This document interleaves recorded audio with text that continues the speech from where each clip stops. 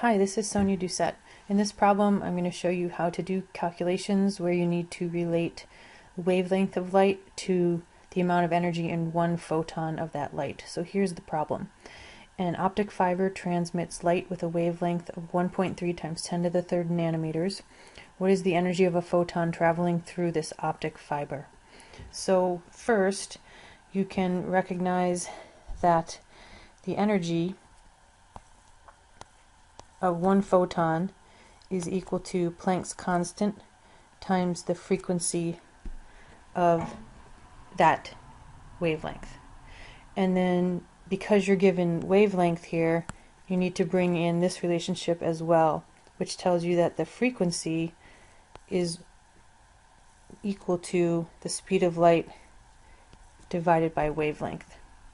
So finally you can plug in this value for frequency here, and this will give you one equation that relates the energy in one photon of light with the wavelength, and C and H are constants. So the equation you're going to be using here is going to be the energy in one photon is equal to Planck's constant times the speed of light divided by wavelength. So let's plug in the numbers for this equation, and that should give us our answer. So energy is going to be equal to Planck's constant, 6.626 times 10 to the negative 34 joule seconds.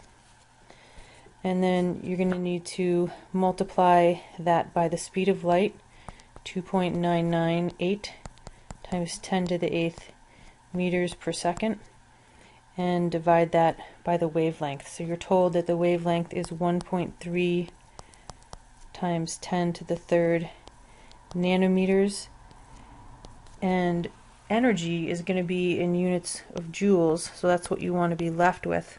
So that means the seconds need to cancel, and they'll do that here, but meters and nanometers can't cancel because they're not in the same unit exactly. So what you can do is say 1 meter is equal to 10 to the 9th nanometers.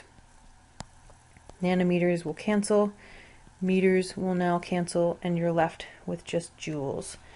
So now that you know the units will work out, you can do the math, and when you do, you'll get 1.5 times 10 to the negative 19th joules. And keep in mind, this is the energy for one photon of this wavelength of light. And that's what the E in that equation gives you.